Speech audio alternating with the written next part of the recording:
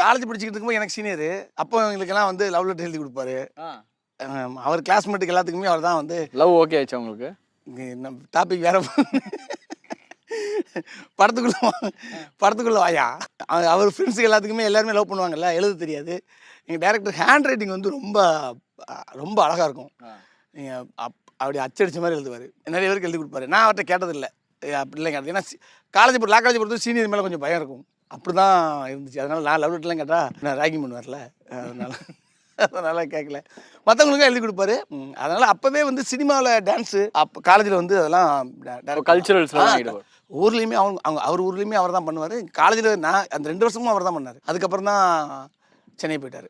அவருடைய சினிமா ஆர்வம் அதிகமாக இருந்துச்சுன்னா பரியர் பெருமாள் படம் தான். படம் பார்த்துட்டு இருக்கும்போது அப்புறம் நான் ஷூட்டிங் ஸ்பாட்டில் பரியர் பெருமாள் ஷூட்டிங் ஸ்பாட்டில் தான் அவர் ஒர்க் பண்ணுவார். பயங்கரமாக ஒர்க் பண்ணுவார்.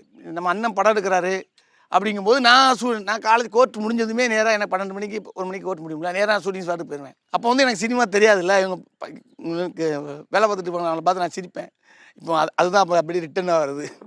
அவங்கள அசிஸ்டன்ட் இருப்பாங்களாம் வந்து சிரிப்பேன், டேய் என்னடா வேலை பார்க்குறீங்க அப்படின்னு சொல்லிட்டு. டேரக்டர் பயங்கரமாக உங்களை எத்தனை பேர் பார்த்து இப்போ என்ன பார்த்துலாம் சிரிக்கிறாங்கல்ல, அது அப்படிதான். நான் எப்பவுமே மிஸ்டர் கோல்ட் கடலை எண்ணெய் தான் வாங்குறேன். ஏன் தெரியுமா? சாதாரண ஆயிலை விட சமையல் டேஸ்டாவும் இருக்கும், ஹெல்தியாவும் இருக்கும்.